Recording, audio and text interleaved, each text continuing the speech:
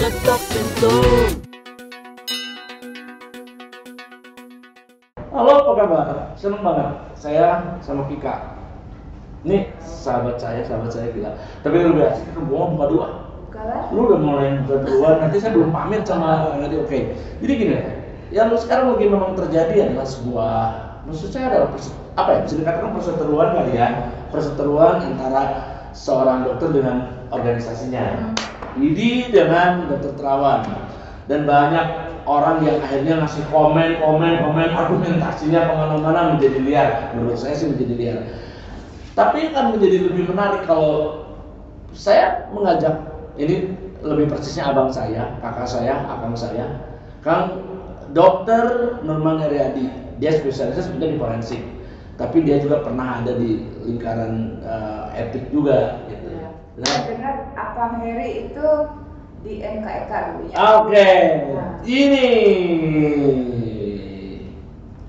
lanjut saya. Oke, mau nanya duluan, mau saya duluan? Boleh Kang Ai dulu deh. Licik. Dokter, saya mau tanya begini pertanyaannya. Apa yang menjadi persoalan sebetulnya apa antara dokter Terawan dengan Widi sebetulnya? Menjadi persoalan sebetulnya apa karena masalah etikanya? Apa karena masalah klinis, uji klinis ada beberapa yang dia pertemukan, dari mulai katakanlah vaksin, dari mulai cuci otak dan desa. Sebetulnya apanya kan menjadi perseteruan kalau masalah etika? Sebetulnya di etika ya. Jadi ya kalau etika itu yang menyangkut semuanya tadi, seperti uji klinis itu juga harus etis kan? Ya. Semuanya itu sebab kalau ini kan kedokteran. Ya. Kalau kedokteran tidak bisa lepas dari etika. Sebab pengertian kedokteran sendiri, kedokteran itu sering disebut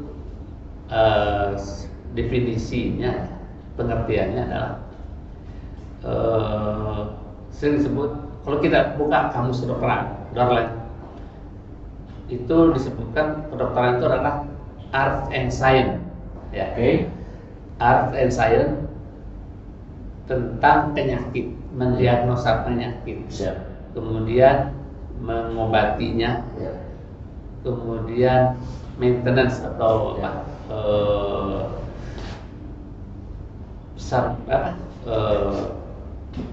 perawatannya, Ya. terapi, treatmentnya harus sampai kepada rehabilitatif. Artinya itu yang sering disebut sebagai usaha kesehatan atau mungkin upaya kedokteran, promotif, preventif, kuratif, dan rehabilitatif. Nah, sekarang yang ramai kan yang dokter Terawan ya. Saya sebagai orang awam sih nangkepnya gini, ada metode yang sebetulnya boleh digunakan untuk penegakan diagnosa, dipakai menjadi terapi itu ya. Tapi jadi ramai banget ya. Ya, kalau menurut saya sebagai pelawak, saya bukan dokter, ke dokter. Jadi itu kenapa jadi ramai sih gini? Itu kan ternyata yang sudah dilakukan. Kalau tadi pertanyaan kita adalah DSA ya. Saya nggak tahu singkatan, tapi kita mengenal dengan DSA atau dengan gampangnya cuci otak, gitu ya. Itu ternyata sudah dilakukan ke beberapa orang. Iya. Ya, ada mana pejabat, Iya. ada masyarakat juga, gitu ya. Nah, kalau saya kan melihatnya gini, bahwa sudah dilakukan dan tidak ada komplain, istilahnya tidak jadi masalah. Ya. Tapi ini menjadi sebuah masalah. Kenapa? Ya itu tadi masalahnya etik tadi. Etiknya? Ya, etikanya. Jadi pengobatan itu seperti dikatakan tadi. Tapi kan itu cuma satu hal kan.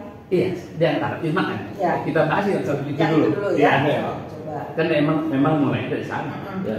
Artinya dia kan sudah membuktikan itu atau sudah diuji waktu sidang disertasi bla bla bla dan itu kesana kan artinya berarti boleh nggak sih? Jadi begini, Ya. Dokter Terawan itu dengan DSA itu kan tindakannya untuk diagnostik sebenarnya. Sebetulnya tindakan diagnostik heparin dipakai untuk diagnostik dan tapi dipakai untuk terapi. Tadinya untuk menegakkan diagnosa, dipakai untuk terapi. Jadi begini ya, itu kan dimaksud dengan apa, cuci otak itu kan begini ya. Di pembuluh darah itu di otak itu udah seperti jam baik. Itu suka ada pembekuan kan gitu ya. Jadi yang digunakan heparin. Heparin itu sebenarnya mencegah pembekuan, bukan menghancurkan bekuan kan gitu. Dan sebenarnya tindakannya itu sebenarnya untuk menegakkan diagnosa. Pada kenyataannya dipakai untuk terapi, kemudian ada yang merasa sembuh, itu lain persoalan. Jadi begini, banyak itu ya, sebenarnya itu banyak digunakan ya sebelumnya.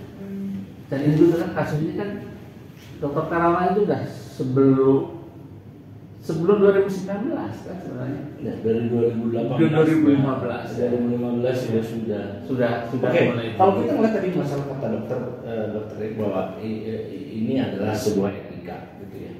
Kalau saya cuma melihatnya gini, saya sebagai masyarakat tadi untuk terapinya itu untuk menentukan suatu obat itu harus ada uji klinis. Oke. Harus ada uji klinis. Kayak inilah yang mungkin sebenarnya kita semua tahu bagaimana pembuatan vaksin itu kan tiga fase. Fase terakhirnya kan uji klinis. Fase ketiga itu kan dilakukan di Indonesia Sinovac. Ya. Dilakukan di Indonesia kan uji klinis. Jadi dicobakan kepada manusia kan begitu ya. Iya. Sebelumnya kan kepada binatang. Ya itu. Jadi yang saya coba mempertegas begini, dokter. Berarti tadi kan dibahas adalah yang terjadi bukan kesalahan atau yang dilakukan oleh Terawan itu, dokter Terawan itu adalah etika. Iya. Yang tidak dimengerti, maaf kalau saya boleh mengatakan masyarakat nggak ngerti nggak disebut dengan etikanya itu apa. Sebetulnya kan kliniknya.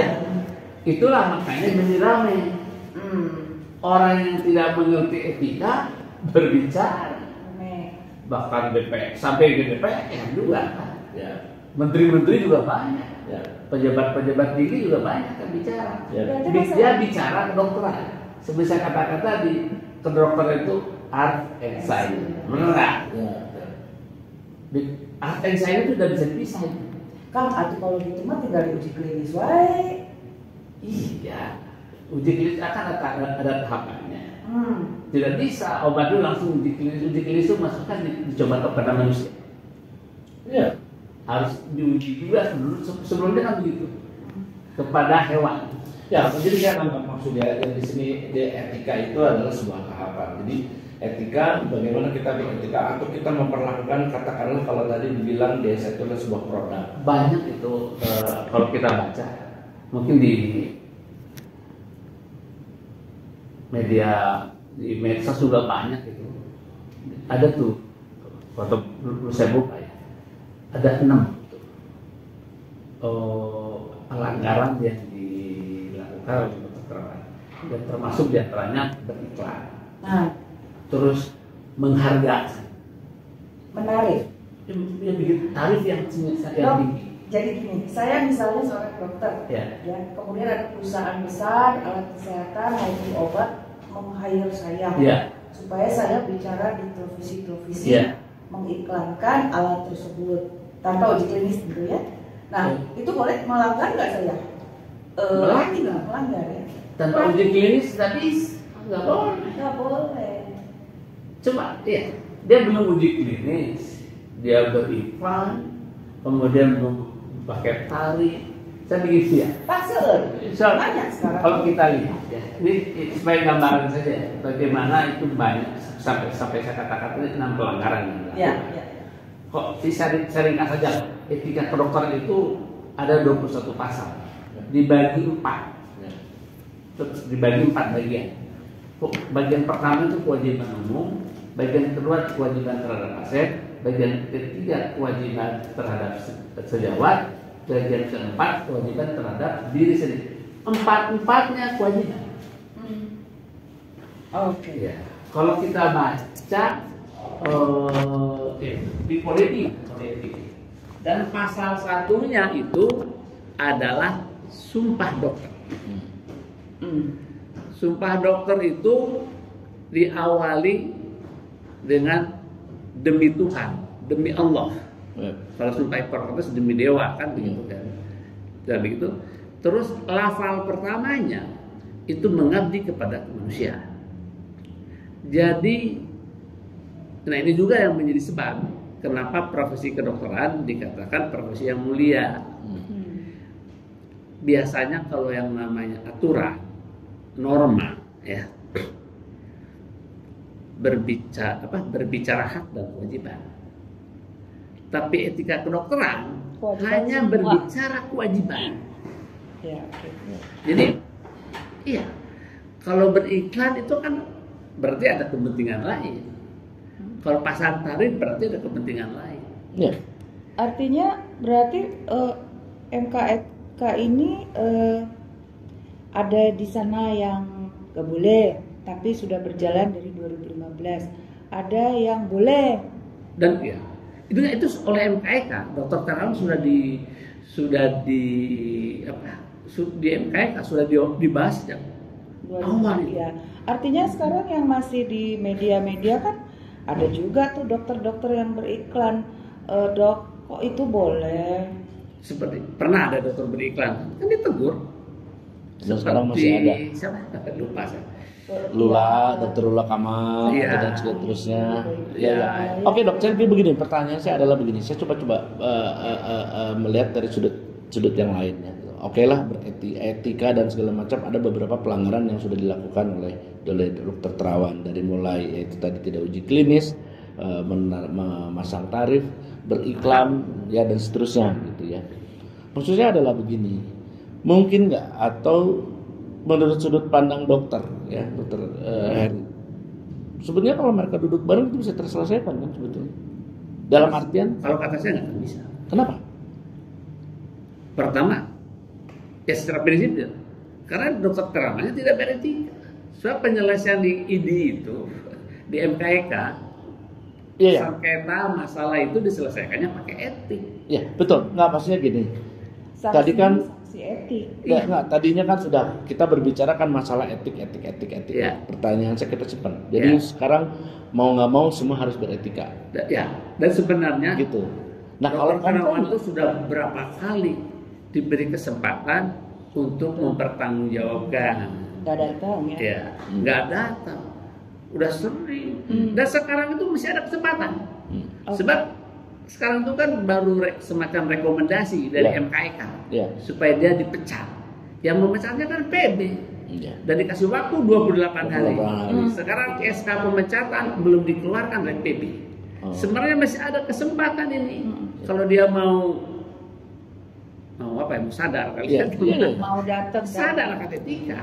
Wan, lu sadar deh Wan. Kentar saya telepon dulu Wan, teman saya di rumahnya di Kopo. Kang Heri. Bukan Dokter Terawan, saya barusan nanyain ke si Wawan. Wan bentar lagi mau buka, udah disiapin belum gitu. Kang Heri. Ya. Kan gini. Tadi ada kata menarik ya. Kan nggak ada undang-undangnya, sama dengan etika profesi pengacara, profesi dok. Beda. Boleh menarik dan tidak boleh menarik, dan nggak ada aturannya. Kode etik advokat itu berbicara hak semua.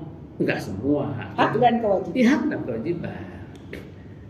Hanya satu-satunya profesi yang berbicara hanya kewajiban, yang abai dengan hak adalah profesi kedokteran. Bukan artinya tidak punya hak. Nah, jadi saya saya jelaskan nih, jangan-jangan nanti seperti yang diistimewakan. Dan memang faktanya diistimewakan. Sehubungan dengan itu juga sampai ada dalam undang-undang itu bahwa ya kalau mau saya sebut bolehlah di pasal 47 Undang-Undang Tenaga Kesehatan, di pasal 50 Undang-Undang Praktek Kedokteran, di pasal 27 Undang-Undang Kesehatan itu menyebutkan bahwa dokter mendapat perlindungan hukum. Artinya apa? Dia tidak bisa dituntut. Kenapa tidak bisa dituntut? Orang menjalankan kewajiban. Itu kewajibannya, ya. Kewajiban yang dijalankannya itu sebenarnya kewajiban negara itu. Jadi sebenarnya tidak ada lagi abdi negara yang paling apa itu ya, yang benar-benar mengabdi kepada negara. Dia tidak artinya apa ya? Ya seperti tadi saya pernah sempat singgung untuk berbicara sebelumnya. Jadi dokter itu konstitusional, etikanya itu. Sebab dalam etika kan disebutkan kesehatan Tuhan. Artinya apa? Setiap orang, manusia bahkan, tapi ini kena HAM itu tentang kesehatan itu sudah diratifikasi oleh NKRI yang masuk dalam konstitusi. Artinya apa? Setiap orang di Indonesia ini, rakyat Indonesia ini berhak atas pelayanan kesehatan. Dan untuk mendapatkan haknya, untuk memenuhi hak rakyat itu, negara wajib menyediakan pelayanan kesehatan. Cakep, pelayanan kesehatan guna melalui BPJS, berjenjang mayar premi dan seterusnya gitu ya. Masalahnya lagi, pemerintah dalam menyediakan pelayanan kesehatan itu dia buat BPJS, dia bangun puskesmas, dia berbagai, dan mungkin sekarang menjadi masalah. Kalau dulu nggak masalah. Dulu itu rumah sakit hampir semua rumah sakit pemerintah. Kalaupun ada yang swasta bentuknya yayasan. Bentuknya yayasan. Yayasan itu kan dapat dikatakan non profit, mengabdi kepada masyarakat, kan begitu ya. Itulah saya mesti lengkap ini saya sampaikan. Ya, saya coba gini Pak Dokter. Saya coba pertajamahnya masalah tadi. Jadi gini, kalau mereka duduk bareng, katakanlah duduk bareng dalam artian mencari sebuah solutif. Katakannya begini, sebetulnya harusnya bisa ya gitu. Karena gini, ada saya lihat di TV kalau nggak salah pada saat itu pengurus besar BBI dia, pengurus besar zaman dulu Dr. Adelio, siapa lupa saya namanya gitu ya. Profesor udah tua juga lah gitu ya. Sebetulnya ini antara tinggal masalah sama-sama mau. Dokternya mau ya, dan ID-nya juga mau duduk bareng untuk bisa menjadikan apa? Menjadikan sebuah solutif adalah bagaimana ini harus diuji klinis gitu. Dan kalau saja mau pakai etika, kalau saja mau beretik, dan sekarang kesempatan masih ada. Siap. Berarti SKPP belum keluar. Solusi masih bisa dicari. Tapi saya yang menarik begini, Kak, sebentar dulu saya mau nanya. Dok, kalau masalah tarif ya, itu kan nggak ada regulasinya kan? Ya itu. Ada. Ada. BPJS itu kan bicara tarif. Maksudnya gini. Tapi kan sebentar dulu kan belum selesai. Ini nanyanya tuh tarifnya BPJS ya, berarti related to BPJS yang ya begitu. Enggak, kalau dokter praktek, katakanlah praktek umum, dokter umum aja saya gitu ya. Saya pernah datang ke dokter umum, saya sebutnya dokter Evi, dokter pribadi saya, halo. Saya bayar ke dia cuma 30.000, tinggal aja obatnya. Tapi begitu saya dokter ada ini nggak saya sebut, gitu ya, saya 100.000. Padahal dokter sama-sama dokter umum. Kenapa bisa terjadi perbedaan? Swasta kan? Ya sama.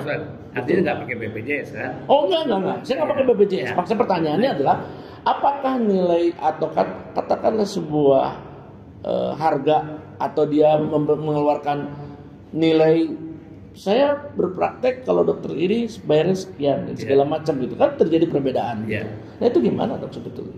Sebenarnya ID pernah juga ya mengeluarkan pedoman untuk biaya itu, tapi susah sih ya. Karena begini, seperti saya katakan tadi, sebenarnya itu masalah biaya itu kewajiban negara seharusnya. Makanya kalau di negara-negara yang maju itu askes itu asuransi kesehatan yang diselenggarakan oleh pemerintah, oleh negara itu berjalan baik, semua ditanggung. Cuma kalau di kita ini kan ya belum seperti itulah. Artinya itu tadi menurut saya sih, tapi ke arah itu dulu tuh ada. Dulu itu semua dokter pakai gini. Kalau sekarang diadain lagi bisa nggak tuh Kang? Itu tadi, kata saya sih bisa. Bisa saja ya. Itu tadi, kalau saja pemerintah negara mau beretika, mengerti etika, mengerti kedokteran. Berarti memang belum diatur sekarang mengenai tarif. Pernah? Bukan, bahkan menyimpang. Coba aja, Undang-Undang Rumah Sakit, Undang-Undang Nomor 44 Tahun 2009, ya, itu menyebutkan bahwa rumah sakit harus dikelola sebagai perseroan. Rumah sakit harus dikelola sebagai perseroan. Artinya apa? Mencari untung kan? Yang namanya perusahaan mencari untung. Kalau ada pasien miskin, bisa ditendang keluar, bisa diusir. Ya, kan kalau perusahaan yang mencari untung kan hanya mau berhubungan dengan orang yang berduit. Dan parahnya lagi, BPJS juga dimanfaatkan oleh para kapitalis itu. Jadi kapitalis sudah masuk dalam rumah sakit. Siap. Di BPJS pun sudah masuk. Siap dok. Nanti kita ngomongin soal masalah kapitalis dan seterusnya. Itu nanti hal yang kita makan lagi ngomongin Terawan. Ya, Kita balik lagi ke Terawan. Nah, masalahnya kalau ngomongin itu, kalau ngomongin tadi masalah BPJS dan segala macam, saya nanti banyak ngomong. Saya kesel sebenarnya. Nah itu tadi kan sudah disebut tadi. Apa beriklan, memasang tarif, itu kan udah usaha kapitalis. Makanya saya singgung kapitalis. Oke. Dok, kalau gitu, kalau Nay tadi ngomong pernah ke dokter umum 30.000, saya pernah lebih murah lagi. Iya. 15.000, Iya. tapi lewat platform aplikasi. Iya bisa. Itu gimana tuh? Banyak macam-macam. Ada nggak kode etik yang mengatur? Ini yang diceritain yang bayar-bayar. Ada juga dokter yang tidak tarik bayaran, Bukan. gratis malahan. Maksud saya yang aplikasi itu loh dok, itu ada kode etiknya nggak? Iklan nggak? Enggak. Halo dok. Kali aja nanti malah masuk. Halo dok. Halo dok. Itu ada diatur nggak? Maksudnya di kode etik bahwa dokter boleh buka praktek secara Jadi begini, secara umum itu tidak etis. Tidak etis. Ya itu kan online kan? Iya. Iya. Yang namanya bagaimana ya? Supaya katakan kedokteran itu art and science. Menyinggung art tadi benar. Art itu kan artinya dokter itu menjalankan profesinya pakai hati, Iya. ya, dan pakai otak, bukan utek, beda ya. Artinya bilang, artinya hati itu bagaimana ya? Pakai perasaan, Iya. pakai keyakinan, ya, terus pakai akal, pakai pikiran, pakai sains, pakai ilmu, Ya. itu maksudnya. Oke. Nah kalau seperti online tadi, itu kan susah diterapkan. Bagaimana dari hati ke hati? Ya, tapi Bisa. dengan perjalanan nggak, maksudnya gini dok, mungkin gini ya, kenapa terciptanya sebuah aplikasi atau Halodoc, malah ada Halodoc dan apapun ya, Iya. sebenarnya ada tiga platform yang saya perhatikan. Ya mungkin juga ini karena suatu kemajuan zaman ya, dengan adanya digitalisasi. Iya, dan memang itu bisa digunakan, dipakai. Cuman hanya untuk hal tertentu tidak ya. secara umum. Ya. Untuk Cuman hanya naros, pengecualian. saya teh nyari patuangan kunaon ya, misalkan gitu. Pengecualian. Ya pertanyaan. Misalnya untuk konsultasi apa ya, semacam kalau di IGD juga kan, kalau kita ke IGD kan lewat triase dulu, dokter gerbang. Ya. Dokter gerbang itu sebenarnya bukan pelayanan medik, cuma ini mah keluarnya ini mah ke Mendata. dokter saraf, ini ke kebidanan. Itu Betul. belum masuk ke pelayanan medis Iya, belum ya? itu makanya Mengatur lalu lintas aja. Traffic aja. Iya. Aja. Oh. Kayak begitu Ya. sebenarnya. Kalau itu, ya, kalau sebenarnya bukan apa-apa, operasi aja ada yang untuk online. Operatornya Oh. di Jepang, Tokyo, operasinya di Jakarta. Bisa terjadi dan pernah itu. Yang kerjainnya, yang ngebeleknya, tapi dokter Juga. Dan ya Dan begini Iya, ya, maksud naik aku dokter ke dokter biarpun Begini, online kenapa? perlu kita perlu saya jelaskan juga ya. Enggak Dokter apa-apa, itu maksud gue. bekerja dalam tim. ya. Tidak bisa sendiri, nggak mungkin. Tidak bisa sendiri. Bahkan kalau di rumah sakit pendidikan itu kan banyak pekerjaan yang dikerjakan oleh anak didik kan. Bisa peserta program spesialis, bisa peserta program dokter yang sini disebut koas. Dok, yang tadi operator ada di sini, ya. Dia yang melakukan surgery-nya. Dia juga yang bertanggung jawab itu. Dan yang di Jepang itu ada, itu gue tahu bahwa itu harus dokter. Kenapa supaya saya tidak tampak bodoh gini ya? Kan tenan naon itu mah nggak apa-apa mungkin. Kan yang mengerjakan, yang melakukan surgery-nya juga dokter bedah. Tapi kan kompetensinya kan belum terpenuhi. Oh, cuma baru kompetensinya itu terpenuhi kalau ada supervisi. Ini supervisinya online. Iya. Itu juga nggak etis ya? Etis. Nah, itu tuh ibu tadi. Boleh. Artinya si dokter supervisor yang bertanggung jawab. Iya, itu nggak. Walaupun yang mengerjakan orang lain. Ya. Itu nggak bisa disamain, berarti bertolak belakang dengan topik saya sebelumnya, yaitu berbasis aplikasi. Iya. Oke. Jadi saya nangkap yang dimaksud dari dokter adalah sebuah proses operasi. Dia mempergunakan supervisi dari luar, gitu kan, untuk spesial karena Jadi saya tambahkan lagi ya supaya mengerucut ya. Seperti begini, tidak usah jauh-jauh yang paling jauh ya. Di sini adalah di RSAS itu kan ada peserta didik, pendidikan dokter, koas, ada pendidikan spesialis yang sering disebut sekarang residen. Kalau dulu namanya bukan residen, asisten dulu namanya. Itu bisa begini, si dokternya, operatornya, penanggung jawabnya, yang disebut DPJP itu bekerja cuma cukup dengan satu telunjuk. Misalnya begini, mau dioperasi nih, buka perutnya, kan biasanya di sterilkan dulu nih, ada tindakan A dan antiseptik, dioles pakai alkohol, oles pakai betadine, dan harus bersih dulu kan, karena enggak. Dia bisa nyuruh koas aja, bukan dia yang kerjakan. Koas kerjakan itu tindakan dan antiseptik. Kan kamu sudah saya kasih contoh kemarin, kan begitu kan? Dan memang harus begitu. Kan sudah saya kasih contoh kemarin. Nah, dia bilang sekarang ngebelek, membuat mengiris untuk membuka perut misalnya, dia suruh residen tingkat 1 mungkin baru masuk. Kamu sudah ikut saya kemarin operasi, sudah saya perlihatkan, sudah saya contoh, sudah saya bimbing. Nah, selanjutnya udah dibuka, ngangkat tumornya misalnya.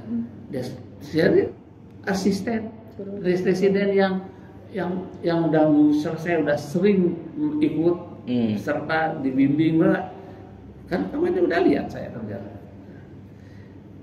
Terus tutup lagi, bisa dulu ada perawat juga kan, dijahit tutup, bisa nyuruh perawat, bisa nyuruh koas lagi.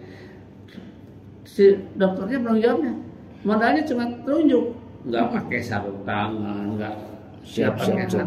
Nah seperti itu, dan itu ya bukan istilahnya ngagawek itu namanya. Iya. Bukan ngagawek. Bukan hanya sebatas perintah. Iya, bukan ngagawek gitu. Tidak. Itu wajib itu dikerjakan. Kalau nggak begitu, ilmunya tidak akan turun. Sampai. Dan itu harus.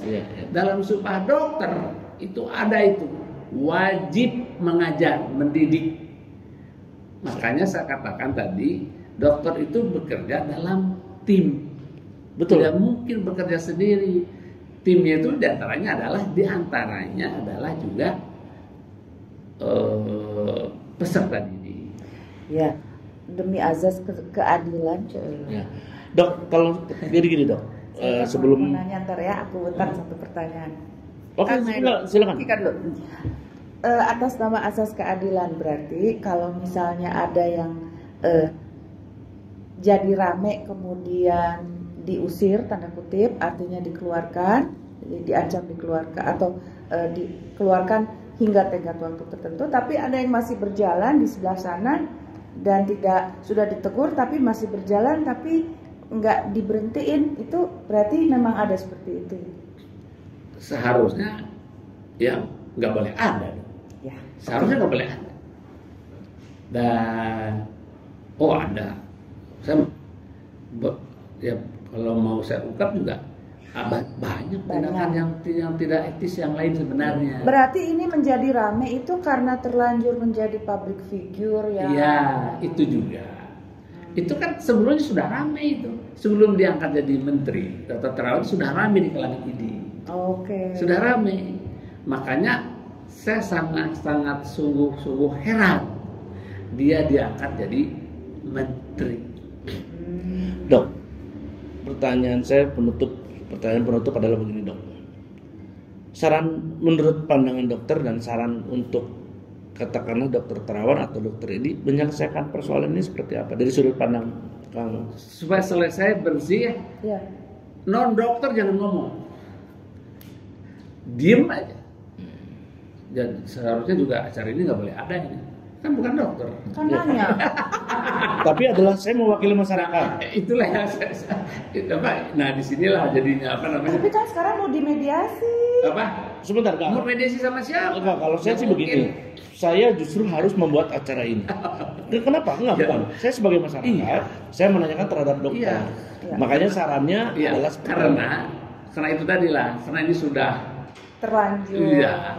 Maka perlu ada semacam klarifikasi, penjelasan, keterangan. Caranya jadi harus ada. Betul. Oke. Dok, senang banget. Jadi gini, Dok, ya. Nanti kita coba ngobrol lagi karena ini sebetulnya pembahasannya harusnya kita lebih dalam lagi ya. Saya juga sebetulnya mau agak sedikit menyinggung masalah Dr. Gunawan Simon yang pernah terjadi tahun 84. Tapi enggak rame itu. Enggak seperti sekarang. Tapi nanti kita bahas juga, Dok. Itu menurut saya rame dan sekarang dia punya anak atau siapa sama juga kurang lebih prakteknya seperti itu. Oke, teman-teman Ketok Pintu senang banget nih.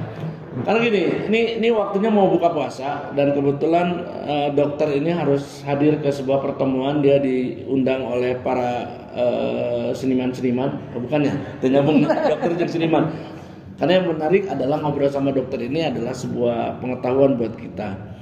Masih banyak dokter yang kita mesti tanyain ya. Tadi soal masalah etikanya, bagaimana masalah etika profesi itu sendiri juga harus dijalani dengan dokter-dokter yang lain. Sementara senang dulu kita, oke? Nanti kita ketemu lagi sama Dokter Nurman Heri Yadi. Oke? Spesifiknya adalah ahli forensik. Oke, senang? Kita ketemu lagi. Bye. Ketok Pintu.